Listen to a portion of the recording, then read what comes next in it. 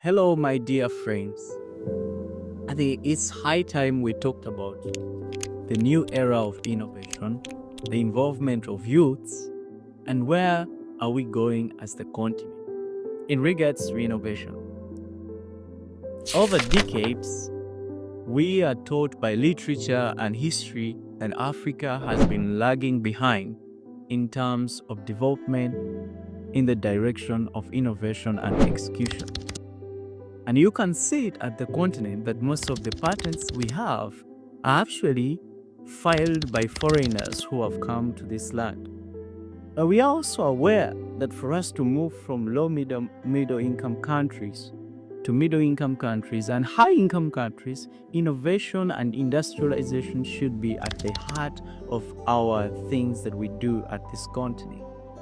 But it's absurd that we are lagging behind, that we are not participating, that we are not taking part, and actually we are not defining our future, but we are giving it to the people across every other part except us to define and determine where we are going in terms of innovation. But I don't think that we cannot do it. So we can do it, and here are some of the ideas that I want to share with you to think about and brainstorm and think. I think they should be the ones of the ideas to take us where we can go. And one of them, we need leadership, execution leadership, visionary and execution leadership. And as you have the African proverb that goes like, an army that is led by a lion, and I'm saying an army of ants led by lions, is better and more powerful than an army of lions led by an ant.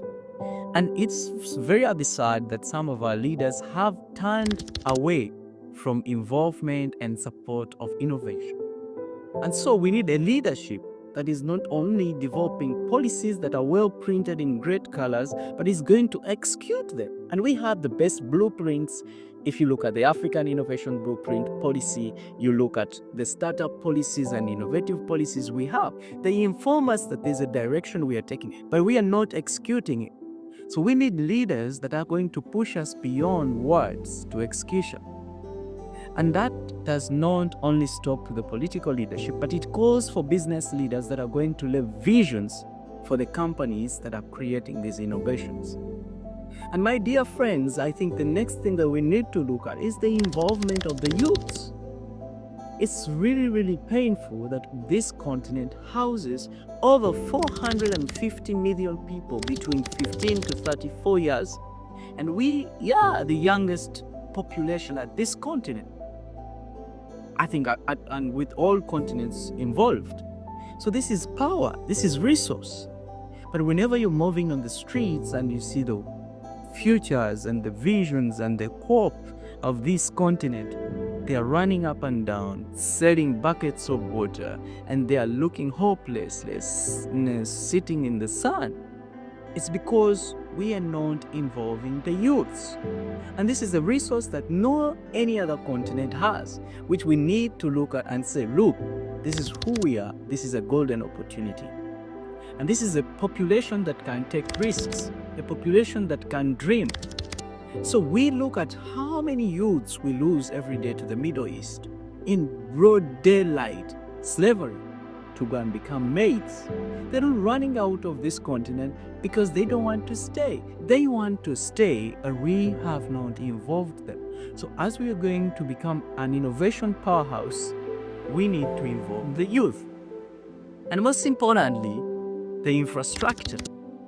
When we talk about infrastructure, we talk about connectivity, we talk about mobility, we talk about the ability to innovate and house these innovations in our continent. So we are speaking about a continent, for example, sub-Saharan Africa, which houses 570 million people living without light. And that actually contributes 70 to 80% of the total population of the world population that has no light.